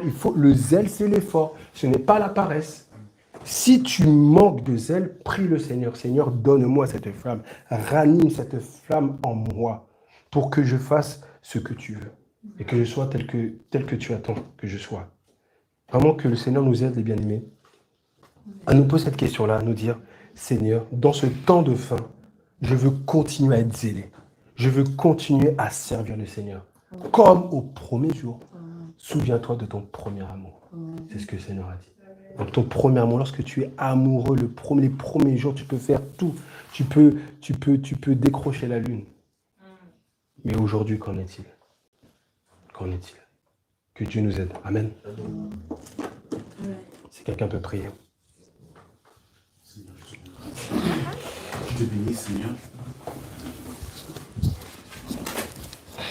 On a entendu, mais vraiment que ce ne soit pas un zèle émotionnel. Amen. Mais un zèle avec intelligence, avec une prise de conscience. Et vraiment qu'on puisse réaliser, Seigneur, que oui, sans le zèle, Seigneur Dieu, il est impossible de pratiquer des bonnes œuvres. Amen. que ta pureté purifie notre zèle afin que notre zèle soit pur, qu'il ne soit pas mêlé de sentiments, d'un zèle amer. Et donne-nous aussi du discernement afin que nous puissions avoir du zèle avec intelligence, Seigneur Amen. notre puissant. Merci pour ce que tu nous as donné et que notre feu, notre flamme pour toi, notre amour pour les frères et les sœurs continue encore à grandir. Gloire te soit rendue au nom de Jésus. Amen.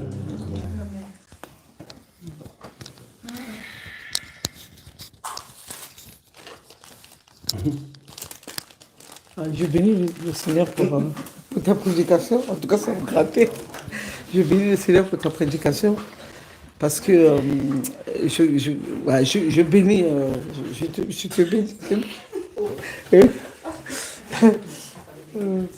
Voilà quoi. Tu sais ce que tu as dit. En fait, j'avais demandé à Gabin de me faire le jus. C'est le jus qu'il fait. Gabin. Parce que là-bas, là où on est parti dimanche, il y avait un branche au début. Donc il fallait du jus, des trucs comme ça. Et puis il y avait la nourriture, tout ça. Après, j'ai dit à Gabin, dis-moi, je veux 20 litres. Je te fais un pays libre tout de suite. Comme ça, tu me ramènes ça chez Sébastien vendredi. Gabin m'a dit, ouais, maman, d'accord, j'attends. Il me dit rien, mais je t'envoie combien? J'ai dit, dis-moi, je t'envoie combien tout ça? Gabin, il ne dit rien. Après, on arrive chez toi, à la fin, j'ai dit, mais Gabin, je t'avais dit tout ça. Gabin, il a fait quoi? Il m'a acheté quelques fruits. Un peu de jus. Il m'a acheté quelques fruits. Un peu de jus, il m'a acheté 2 fruits. Non, 2 jus. Et puis, 2 c'est pauvre, tout ça. Il m'a acheté quelques trucs. Elle m'a dit, après, il m'a acheté une boîte d'ananas, tout ça. Il m'a acheté, je ne sais pas quelle boîte encore, je crois une boîte. Elle m'a dit, tu fais ça, tu fais ça, tu fais ça. Mais je n'avais pas compris, en fait. Après, j'arrive chez moi. Ce qu'il m'a donné, il m'a dit, il faut écraser tout ça. Après, il dit, si tu n'arrives pas, tu m'appelles. Hein. Franchement, je bénis le Seigneur. C'était la paresse, en fait, en vérité. Après, j'ai fait le premier jus avec ce qu'il m'a donné. Après, j'ai dit, ah, c'est comme ça. Je ne l'ai même pas appelé. Je suis parti racheter les vrais fruits parce qu'il m'a dit que c'était en boîte. J'ai fait les fruits rouges, tout ça. Donc, en fait, j'ai fait 2 marques de jus. Et j'arrive là-bas. Les gens, ils ont aimé. Ils ont pris. J'ai dit, non, mais en fait, comme Gabin, il a voulu m'apprendre. Tu vois, il a voulu m'apprendre. Il n'a pas voulu faire parce que d'habitude, il fait. Il n'a pas voulu faire. Il m'a voulu vraiment apprendre. Donc, comme tu disais dans ta prédication, en fait, c'est la paresse. Parce que, en fait, je pouvais. Parce que je l'ai demandé, beaucoup de fois quand il faisait, je l'ai demandé. Il me disait, mais je n'avais pas essayé. Je voulais seulement qu'il fasse ce qu'il fasse. Mais le Seigneur a touché son cœur. Gabin m'a dit, je vais apprendre. T'es traitant, tout ça. C'est bon, trop de biscuits, quoi. Donc, franchement, en tout cas, je bénis le Seigneur pour cela, pour vraiment, pour la paresse. Et tout ce que tu as dit, en fait, c'est ce que j'ai dit chez moi, par rapport à mes enfants. Mes enfants, ils m'aident beaucoup, hein, ils sont courageux, il n'y a pas de souci. Mais quand ils n'ont rien à faire, ils restent tous dans leur lit. Et moi, je leur dis de ne pas rester tout le temps dans le lit. C'est pas bien, en fait. Faut toujours... il y a toujours un truc à faire. Rester trop dans le lit, être attiré dans le lit, moi, je suis contre ça. Donc, tout le temps... Bon, là, voilà, vraiment, je bénis le Seigneur du fait que c'est la parole vraiment vraiment, tu as utilisé la parole. Je pense que ça changera. Des fois, je prépare, ils ne mangent pas, je jette dans la poubelle. Oh. Parce qu'ils ont la flemme. Ils ont la flemme, en fait. Une autre version. Quelle version?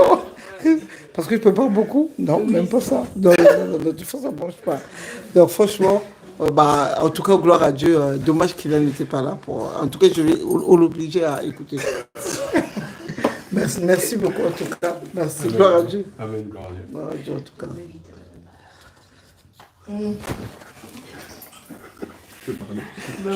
Pourquoi vous voulez pas parler? C'est pas vrai.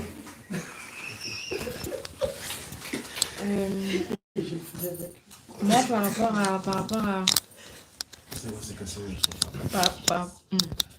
en tout cas au message, je bénis le Seigneur. Pourquoi? Parce que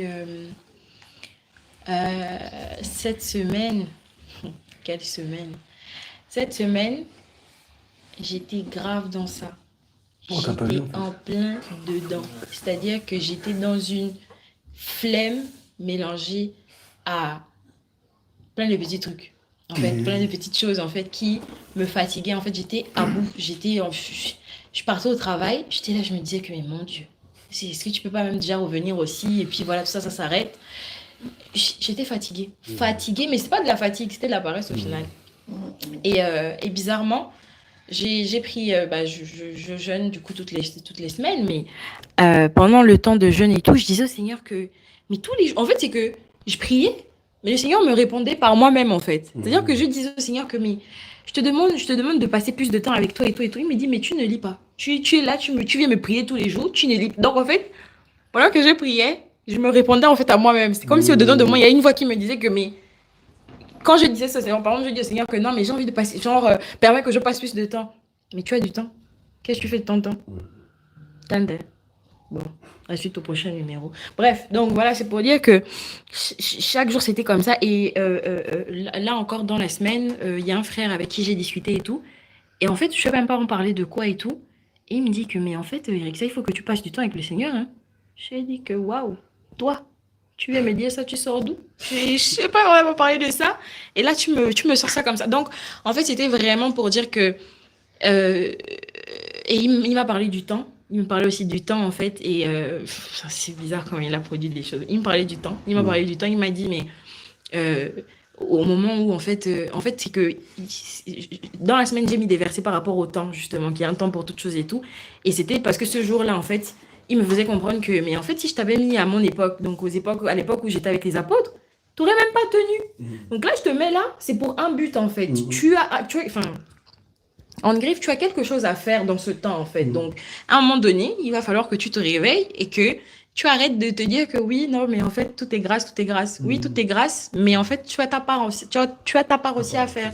Donc, en fait, ouais, c'était... et là, il y a plein de choses que j'oublie, mais ton message, enfin, la façon dont tu l'as emmené, c'est juste le couronnement, en fait, de tout ce qu'il me disait. Et je pense que la réponse à beaucoup de choses, c'est que je procrastine beaucoup et je mets en fait la faute sur le fait que oui, j'ai le travail, alors qu'à un moment donné, je n'avais pas le travail.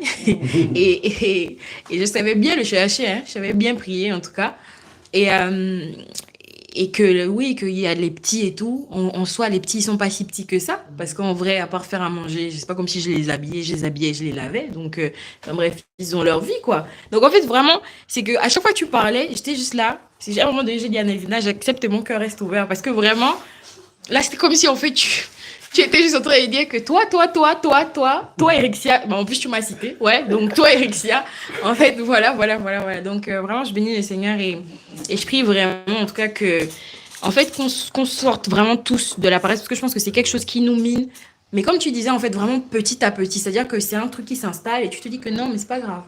C'est pas grave, c'est juste que je suis fatiguée, je vais faire après. Après, je me rappelle qu'il y a un jour où je suis venue, je me suis dit, vas-y, je vais prier. J'ai carrément dormi. Mais quand je dis dormi, c'est-à-dire que je n'ai jamais dormi de 21h à 6h. Je me suis réveillée. Oh, j'ai passé une très bonne nuit. Alors que j'avais prévu à la base de prier, en fait. Et c'est tout ça, là, en fait, qui me revient. Et je dis, en tout cas, je bénis le Seigneur et j'espère vraiment, et ça, je le dis dans mes prières, que ce soit pas juste l'euphorie, en fait, du moment, en fait. Que ce soit pas juste, en fait, le truc de, ah, tu as capté 2-3 trucs. Et après, vas-y, en fait, genre, oui, non, Seigneur, je vais faire ça.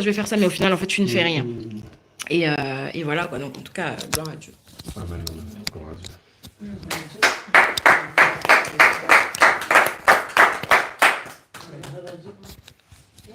Amen. Dieu est grand. En fait, j'ai beaucoup de choses à dire, mais je ne vais pas forcément tout dire ou me rappeler de tout ce que je voulais dire. Mais c'est vrai que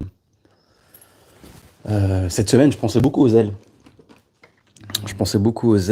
Et en fait, il y a une question que j'aime bien me poser et que je pense qu'on devrait tous se poser, ou peut-être qu'on se pose tous, c'est aimons-nous vraiment le Seigneur, en fait.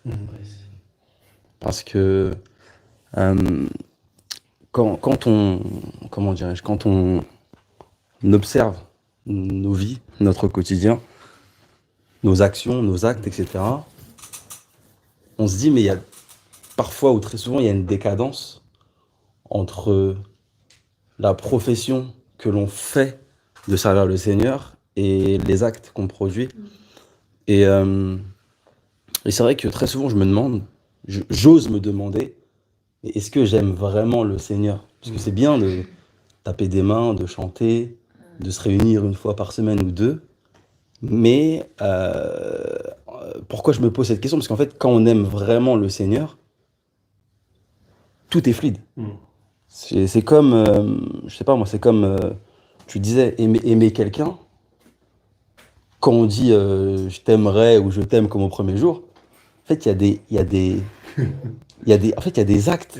C'est-à-dire que, je veux dire, quand on aime quelqu'un ou quand on aime quelque chose, ou on peut scroller sur notre téléphone pendant des heures à chercher un produit, ou, enfin, je veux dire, alors qu'aujourd'hui, enfin, nos prières, elles vont durer 2 minutes, 5 minutes. C'est pas une question de temps.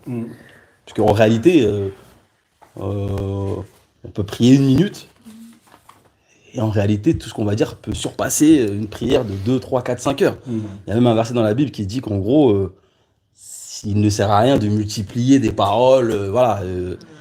Mais des fois, je me dis en fait, c'est vrai, quand on est zélé pour quelque chose dans le monde, on compte même pas nos heures.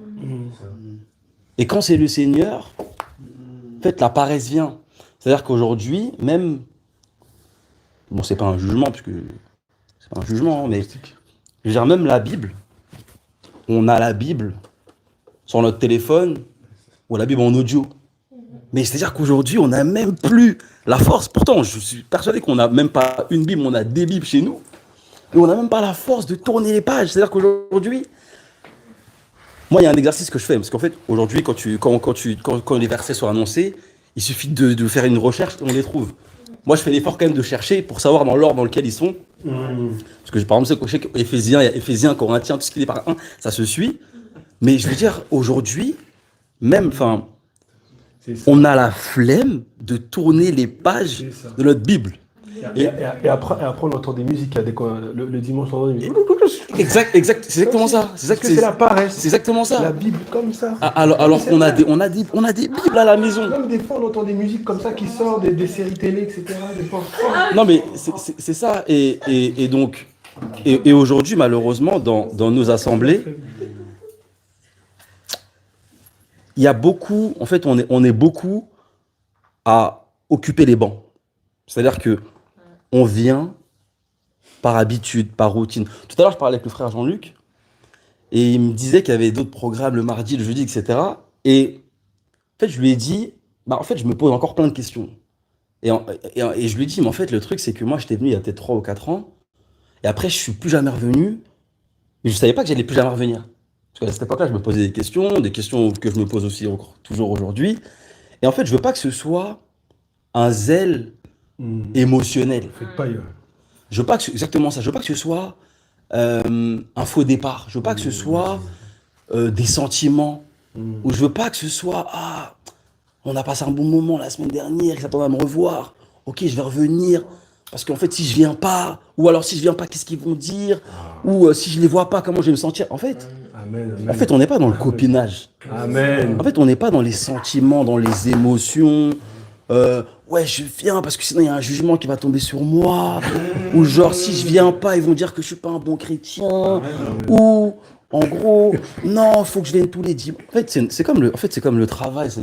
On vient le matin, le réveil sonne, on a la flemme, on y va parce qu'à la fin du mois, il y a une paye. En fait, on va servir Dieu par intérêt. Alors qu'en fait, quand on vient ici, il faut se dire, je viens avec le cœur. Et quand tu viens avec le cœur, tu calcules pas les kilomètres, tu calcules pas le temps, tu calcules pas l'euro, la Coupe du Monde, les JO, les soirées, je sais pas moi, pizza. Enfin, tu viens, en fait, tu dis, non, en fait, j'aime le Seigneur et c'est pour ça que je suis là. Amen. Et malheureusement, dans nos assemblées, je vais pas être long, parce qu'en fait, j'ai plein de choses dans la tête, mais on pourra parler en off, mais dans nos assemblées, il y a beaucoup de personnes, on est beaucoup, je vais même m'inclure, parce que ça sert à rien de dire, on est beaucoup à, par exemple, s'asseoir et dire, tiens, je vais écouter tel orateur, ou sur Internet, je vais écouter telle oratrice. Parce que maintenant, il y a des oratrices. Et en gros, mais je ne vais pas chercher par moi-même. C'est-à-dire qu'en gros, aujourd'hui, tout à l'heure, on parlait avec le frère Jason de ChatGPT, etc. Aujourd'hui, on est des assistés. C'est-à-dire qu'il y a des versets, tu ne vas pas essayer de te l'approprier, tu ne vas pas essayer de le vivre. Ah, le frère, il a dit ça comme ça, c'est que c'est ça. Donc en fait, c'est l'évangile selon un tel. Amen. C'est-à-dire que ça veut dire que le frère, il peut même dire n'importe quoi, tu vas dire Amen. C'est-à-dire que, en fait, rechercher, c'est-à-dire que même là, par exemple, on va se quitter, on va rentrer, on va dormir. Non, j'ai assez prié.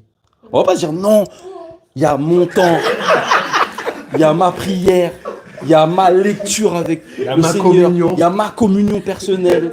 Demain, c'est samedi, bah, il y a aussi ma communion en dehors de la communion fraternelle.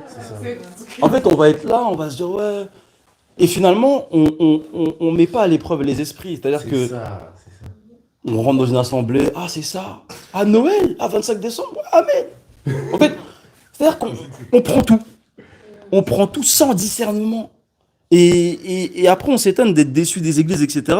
Mais en gros, moi, ce que je me disais, c'est qu'il fallait vraiment, en fait, sonder l'origine et la motivation du zèle.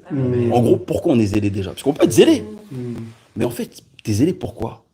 Parce que là, en fait, tu cherches un travail, tu trouves pas. En fait, là, tu cherches une voiture, tu trouves pas. Ou là, tu gagnes pas assez, tu veux une augmentation. Ou, je sais pas, t'es venu, t'as vu un frère. Ah, je sais que le frère, je vais le voir là.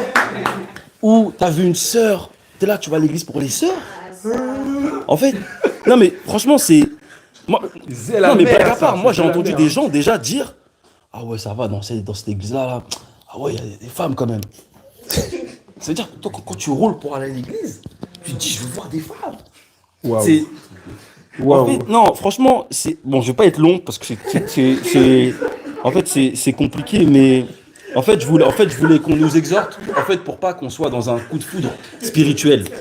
Exactement. En fait, c'est vraiment le coup de foudre spirituel, parce qu'en fait, c'est comme une relation où, même il y en a qui sont mariés ou pas, mais ils arrivent au travail, ils ont un coup de foudre. En fait, je dis, je crois que je l'aime. Non. C'est ça. En fait, ça s'appelle, en fait, le coup de foudre, je crois que même scientifiquement, ils vous disent que ça dure X temps. Ouais. Donc en fait, pendant ce temps, en fait, tu peux te perdre, tu crois que... Et pour la parole de Dieu, c'est pareil. En fait, quand on est nouveau converti, ou pas nouveau converti, même quand on change d'assemblée, etc., on peut avoir un coup de foudre. C'est-à-dire que on va être zélé, mais en fait, c'est émotionnel. Et puis, dès que le lundi arrive, tu te souviens même plus de la prédication du dimanche. Et quand t'es pas entouré... L'esprit de paresse. Exactement ça. Et quand t'es pas entouré... Parce que dans la semaine, on n'est pas forcément dans la communion fraternelle, c'est ce que je disais avec le frère Jean-Luc. Et tu peux vite retomber dans tes travers, dans ton quotidien, être découragé, etc. Et voilà, ce que je voulais vraiment dire, c'est que la parole de Dieu, il faut vraiment la vivre et pas uniquement se contenter de l'écouter ou de la lire. Et la dernière chose que je voulais ajouter, c'est tu parlais des chaussures du zèle. Et en réalité, c'est vrai qu'avant de les porter, il faut se déchausser. Et il y a même, je dirais même que on était, enfin, dans le monde, en fait, on est mal chaussé en fait finalement. C'est-à-dire que des fois, je pense que ça nous est tous arrivé, que des fois on achetait des chaussures parce qu'elles étaient jolies, elles étaient mignonnes, elles étaient belles, etc. En fait, on se rendait même pas compte que on était à l'étroit dans cette chaussure.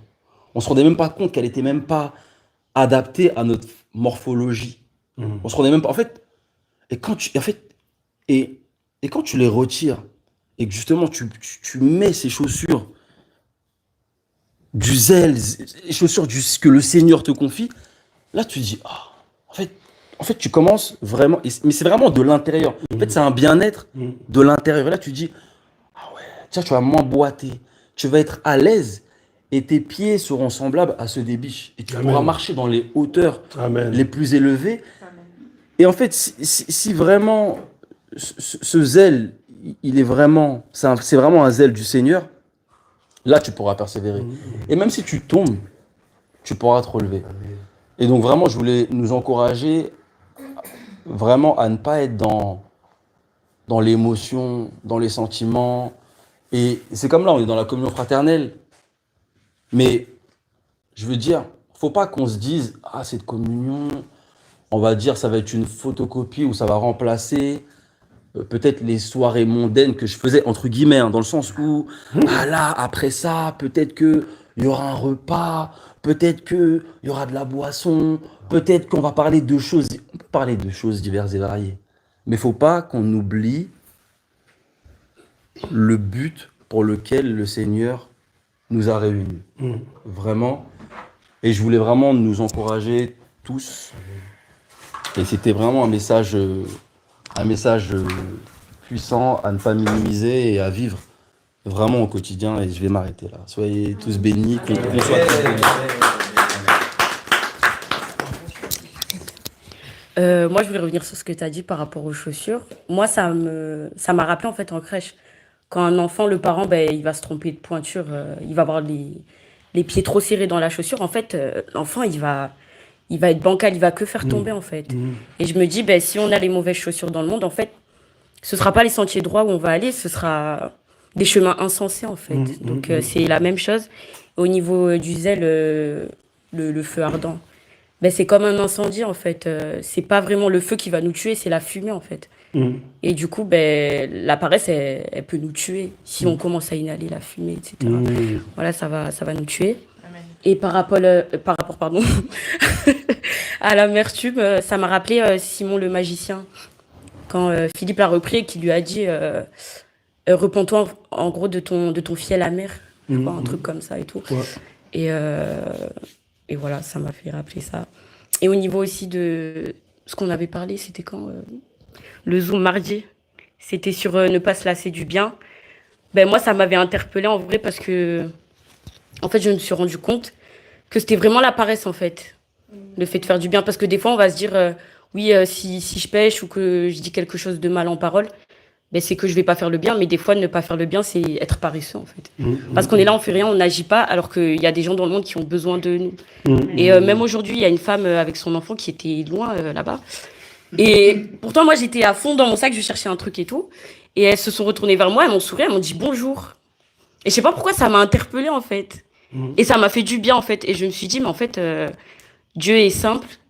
Et même nous, par la simplicité, rien qu'un bonjour ou vous allez bien, vous voyez, ça peut faire du bien aux autres parce que des fois, on va se dire oui, mais moi, les gens de dehors, c'est des inconnus, je les connais pas.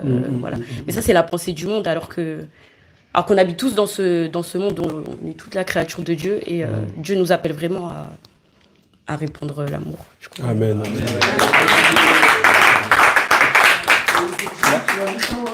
Ah, ça, la simplicité de l'évangile.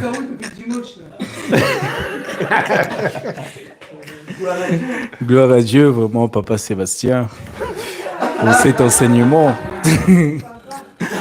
Franchement, c'est des vérités. Hein? Gloire à Dieu vraiment pour toutes ces vérités. Moi, ce que je voulais rebondir un peu, c'est quand tu as parlé du zèle, de notre premier amour. Ça, vraiment, franchement, ça m'a interpellé parce que je me suis dit, ben, au départ, quand tu es baigné dans l'amour de Dieu, quand tu aimes Dieu, et quand tu aimes tellement Dieu, ben, tu ne vois pas passer l'heure, en fait. C'est-à-dire, quand tu es chez toi, ben, tu es dans la joie, dans la paix. Tu chantes, tu pries, tu lis des cantiques et tout ça. Franchement, tu es vraiment dans le Seigneur. Après, quand on tombe, ben, y a autre chose qui vient remplacer ces choses-là. Et c'est comme Gabriel venait de dire, le nombre de temps qu'on passe sur son téléphone. À voir toutes les émissions, l'actualité, tout ce qu'on aime, en fait. Au bout d'un certain moment, des fois, on se décide, bah, aujourd'hui, bah, je vais vraiment prier. Ben, tu es étonné de voir que voilà ce qui arrive à Erixia. Ben, mais c'est un sommeil, une fatigue que tu t'imaginais même pas. C'est-à-dire, tu commences à prier, tu dis, ben vraiment, ce soir, je vais vraiment rentrer dans l'intimité avec le Seigneur. Arriver là, une chanson, deux chansons, une prière, deux prières. Mais c'est une fatigue qui arrive. Tu te dis, bon, je veux quand même monter, je veux quand même aller me reposer pendant 1 heure. Et après, je vais me réveiller pour prier. C'est fini. Hein. Tu vas te réveiller, c'est 6 heures, 5 heures, 7 heures. Franchement, merci de nous rappeler que c'est l'amour du Seigneur, tellement que tu es dans cet amour et tu vis des réalités avec le Seigneur, des expériences avec le Seigneur. Du coup, c'est une force, ce zèle. C'est une force, c'est une énergie, ça te booste. Amen. En fait, ça fait fuir la paresse. Vraiment, gloire à Dieu pour ça.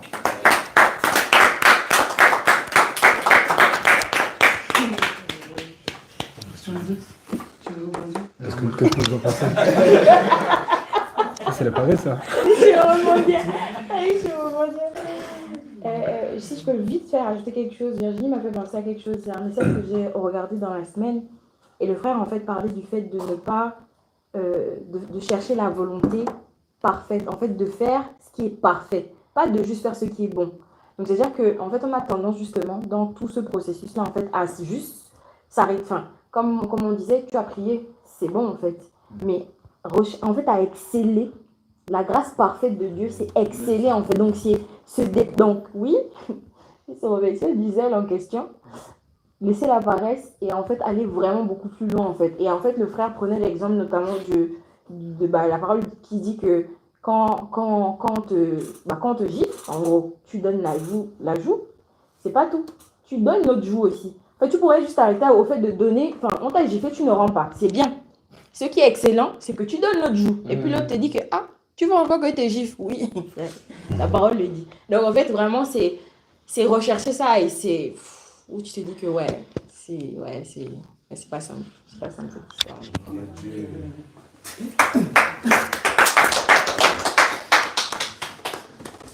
Ouais, je vais rebondir juste par rapport à Virginie. Virginie, je te voyais ici. C'est vrai que je te connaissais pas. Enfin, peut-être je te connais pas peut-être trop. C'est Dieu vraiment qui te connaît. Mais je bénis le Seigneur pour dimanche. Parce que tu avais dit que tu allais venir aider Kylian par rapport à sa prestation. En tout cas, je t'ai trouvé... j'ai dit, waouh, cette fille... elle égale Nelvina Inès. Parce que Nelvina Inès, c'est vrai qu'elle aime son lit, mais quand elle travaille, que ce soit Andrés John, hein, c'est... Quand il travaille, vraiment, il travaille. Ça, vraiment, il y a... Voilà. Ça, il y a... Non. Non, mais c'est pour vous booster. Voilà. Je sais que vous êtes... voilà, mais encore. Virginie, elle a travaillé, elle a aidé. Elle n'a pas que aidé Kylian Eden. Elle m'a aidé aussi. Jean-Luc peut témoigner. À la fin, on était des femmes. Moi, je travaillais. À la fin, les gens qui étaient venus m'aider travailler. Moi, ils étaient un peu, voilà quoi. Virginie a dit, allez, on va allez. Virginie, elle a motivé. Vraiment, c'est une Virginie que je connaissais pas en fait. Je me suis dit, waouh. Franchement, elle a travaillé, elle a fait traiteur comme si elle faisait traiteur avec Andris, avec Nelvina, avec qui vient depuis longtemps quoi. Vraiment comme si tu as commencé en même temps que vraiment tu as motivé. Vraiment, je bénis le Seigneur.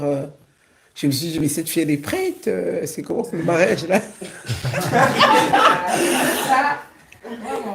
Franchement, je bénis le Seigneur, en tout cas, pour ça. Et puis, merci beaucoup. En plus, si je l'ai payée, je voulais la payer, elle a refusé l'argent. Waouh!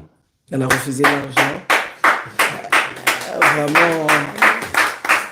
Vraiment, c'est une façade de toi que je te vois différemment. Franchement... Gloire à Dieu en tout cas. Nelvina, t'as refusé toi aussi? Elle a refusé, Nelvina quoi? Elle a refusé aussi. Elle a refusé. Nelvina?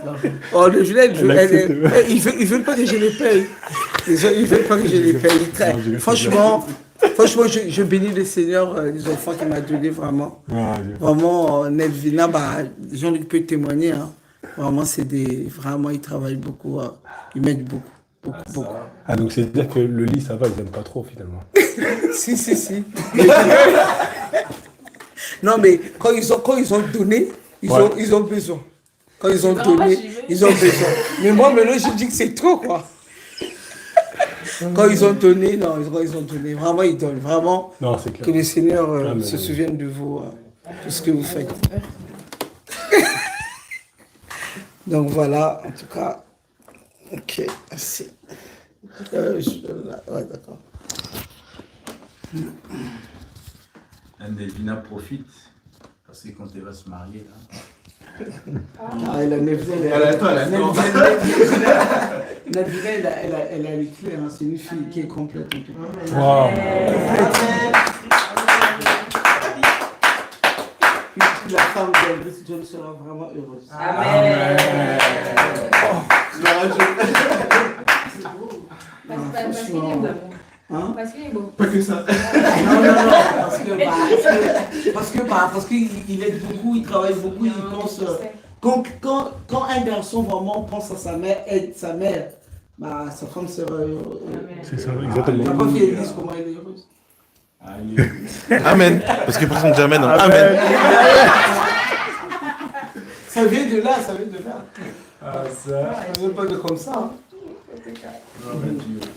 En tout cas, soyez bénis en tout cas. Je prie pour, en tout cas, waouh.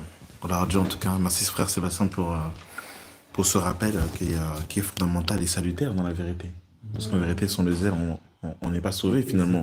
Parce que dans le passage de Hébreux, pour le prendre rapidement dans Hébreux 6, qui m'a vraiment marqué, si je résume en fait ce passage, on a reçu une parole du Seigneur qui a dit qu'il allait venir qui nous a sauvés, qui va venir nous chercher. Mais entre sa parole et l'accomplissement de sa parole, il y a un pont qui s'appelle le zèle. Donc du coup, de la promesse à l'accomplissement de la promesse, il faut le zèle. Et sans le zèle, je ne peux pas profiter et bénéficier des promesses du Seigneur.